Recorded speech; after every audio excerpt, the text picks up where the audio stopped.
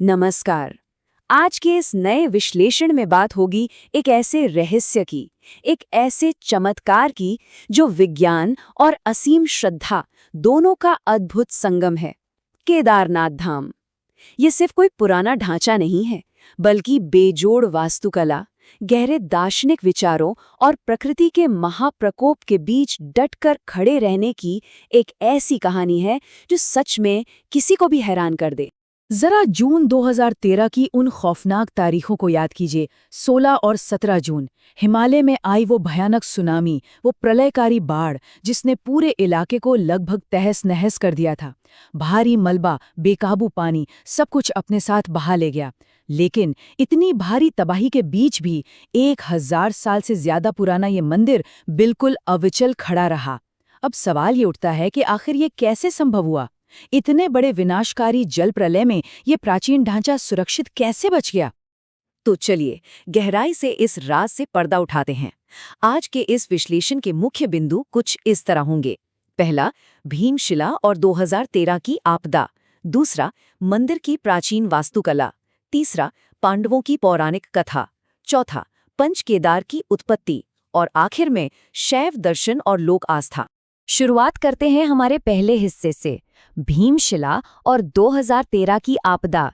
एक ऐसा चमत्कारी बचाव जब प्रकृति ने अपना सबसे रौद्र रूप दिखाया था। उस आपदा के ठीक बीचों बीच सच में एक अद्भुत घटना घटी। पानी के बेहद तेज बहाव के साथ एक विशालकाय चट्टान बहकर आई, जिसे आज भीमशिला के नाम से जाना जाता है, और वो मंदिर के ठीक पीछे आकर रुक गई। अब अगर वैज्ञानिक नजरिए से देखें तो इस विशाल पत्थर ने एक ढाल का काम किया। इसने विनाशकारी पानी और मलबे के बहाव को बीच से चीरकर 2 हिस्सों में बांट दिया और मंदिर के किनारों से निकाल दिया। वहीं दूसरी तरफ आस्था के नजरिए से इसे सीधे तौर पर ईश्वरीय सुरक्षा माना गया, जिसने इस पवित्र धाम पर एक खरोंच तक नहीं आने दी। बढ़ते हैं दूसरे हिस्से की ओर, केदारनाथ की प्राचीन वास्तुकला।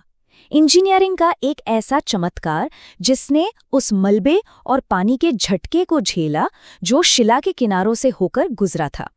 12, जी हाँ, 12 फीट। ये कोई मामूली संख्या नहीं है। केदारनाथ मंदिर की दीवारें पूरे 12 फीट चौड़ी और मोटी हैं।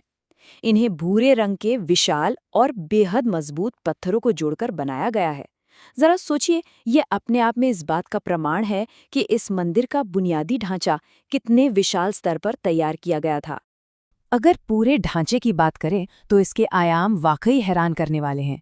85 फीट ऊंचाई, 187 फीट लंबाई और 80 फीट चौड़ाई। और इस पूरे ढांचे को एक 6 फीट ऊंचे चबूतरे पर खड़ा किया गया है।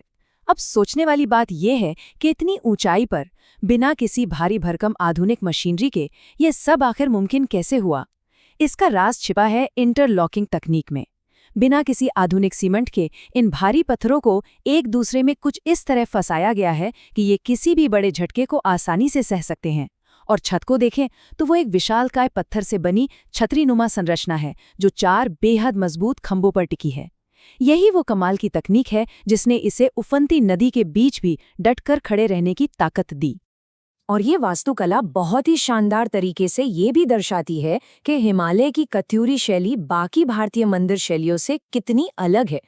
देखिए, दक्षिण और मध्य भारत की द्रविड़ या वेसर शैलियों में अमूमन कई परतों वाले ऊंचे पिरामिड और नक्काशीदार खंभे देखने को मिलते हैं, लेकिन नागर शैली से प्रेरित ये कत्यूरी वास्तुकला बिल्कुल विशिष्ट है। इसमें एक त्रिकोणीय ऊपरी ढांचा और छतरीनुमा गोल छत होती है, जो खास तौर पर भारी बर्फबारी और पहाड़ी मौसम की मार झेलने के लिए ही बनाई गई है। हालांकि ये बड़े अफसोस की बात है कि वास्तुकला की ये अद्भुत कत्यूरी शैली अब धीरे धीरे विलुप्ति के कगार पर है। इस भव्य ढांचे का ऐतिहासिक सफर भी कम दिलचस्प नहीं है। ये स्थान हजारों सालों से संरक्षण और आस्था का केंद्र रहा है। इसकी शुरुआत 3500 ईसा पूर्व महाभारत काल में हुई थी, जब माना जाता है कि पांडवों या राजा जन्मेजय ने इसका मूल निर्माण करवाया था। फिर सदियों बाद 8वीं शताब्दी में आदि गुरु शंकराचार्य ने इस मंदिर का एक बड़ा जीर्णोद्धार करवाया और आगे चलकर 10वीं शताब्दी में मालवा के राजा भोज ने भी इसकी मरम्मत का काम करवाया।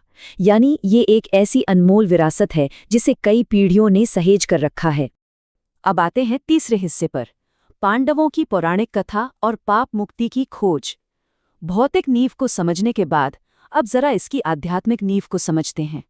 कुरुक्षेत्र के विनाशकारी युद्ध के बाद पांडव एक गहरे अपराध बोध से घिरे हुए थे।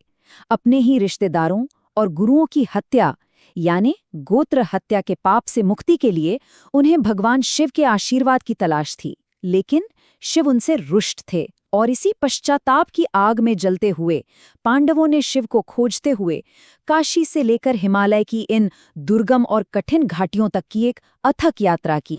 ये पूरी घटना किसी अलौकिक लुकाछिपी से कम नहीं थी। हुआ ये कि जब शिव ने पांडवों को आते देखा तो उन्होंने उनसे बचने के लिए एक बैल का रूप ले लिया और केदार घाटी में जानवरों के झुंड के बीच जाकर छिप गए। इस पर भीम ने एक विशाल रूप धारण किया और 2 पहाड़ों पर अपने पैर फैला दिए। बाकी सारे जानवर तो नीचे से निकल गए, लेकिन बैल रूपी शिव वहीं रुक गए और धरती में समाने लगे।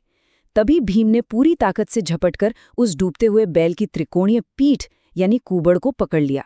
पांडवों की इस असीम दृढ़ता को देखकर शिव आखिरकार प्रसन्न हुए, उन्हें पापों से मुक्त किया और अपने उसी कूबड़ को एक ज्योतिर्लिंग के रूप में पूजे जाने के लिए छोड़ दिया। तो सबसे अहम बात यह है कि इसी कथा के कारण केदारनाथ का शिवलिंग खास तौर पर त्रिकोणीय है, जो उसी बैल की पीठ का प्रतीक है। अब बात करते हैं चौथे हिस्से की, पंच केदार की उत्पत्ति और दिव्य अंगों का प्रकटीकरण, क्योंकि ये कहानी सिर्फ कूबड़ या पीठ पर खत्म नहीं होती। जब भगवान शिव धरती में विलीन हो रहे थे तो बैल रूपी शिव के अंग हिमालय के अलग अलग हिस्सों में प्रकट हुए। केदारनाथ में उनका पृष्ठभाग या पीठ उभरी, मध्य महेश्वर में उनकी नाभि प्रकट हुई, तुंगनाथ में भगवान की भुजाएं अवतरित हुई। और दिलचस्प बात यह है कि तुंगनाथ दुनिया का सबसे ऊंचाई पर स्थित शिव मंदिर है। इसके अलावा रुद्रनाथ में उनका मुखमंडल दिखाई दिया और कल्पेश्वर में उनकी जटाएं। जरा सोचिए, एक ही पौराणिक कथा ने किस तरह उत्तराखंड के इस पूरे भूगोल को 5 अलग अलग पवित्र धामों में पिरो दिया। ये वाकई अद्भुत है। और अगर भौगोलिक रूप से देखें तो केदारनाथ 5 नदियों मंदाकिनी, मधुगंगा, क्षीरगंगा, सरस्वती और स्वर्ण गौरी के संगम पर बसा है। लेकिन जो चीज़ सबसे ज्यादा हैरान करती है वो ये है कि इस बर्फीले रेगिस्तान के बीच मंदिर के भीतर एक अखंड ज्योति मौजूद है। ये दीपक कोई 100-200 नहीं बल्कि हजारों सालों से लगातार जल रहा है। मंदिर के पुरोहित सदियों से इसकी देखभाल करते आ रहे हैं। ये अखंड ज्योति यहाँ की उस निरंतर और अटूट भक्ति का सबसे बड़ा प्रतीक है जो कभी नहीं बुझी।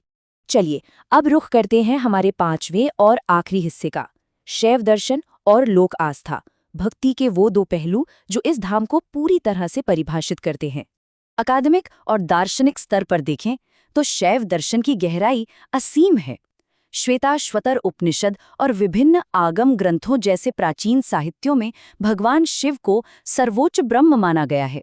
वो परम चेतना है, सारी सृष्टि के रचयिता हैं। ये एक बेहद गहरा, अमूर्त और ध्यान केंद्रित करने वाला दृष्टिकोण है जो जीवन के परम सत्य की बात करता है। लेकिन आइए देखते हैं कि ये विचार यहाँ के आम जनजीवन में कैसे ढलता है। एक तरफ वो उच्च शैव दर्शन है जो मोक्ष, योग और गहरे ध्यान का मार्ग दिखाता है। वहीं दूसरी तरफ इन पहाड़ों की लोक आस्था है, जहाँ शिव महज एक अमूर्त शक्ति नहीं है, यहाँ के लोक समाज के लिए वो एक ग्राम देवता हैं, एक नायक हैं जो उनके परिवारों की रक्षा करते हैं और दुख हरते हैं। उन्हें यहाँ के स्थानीय लोकगीतों, जागर नृत्यों और त्योहारों में बहुत ही अपनेपन से मनाया जाता है।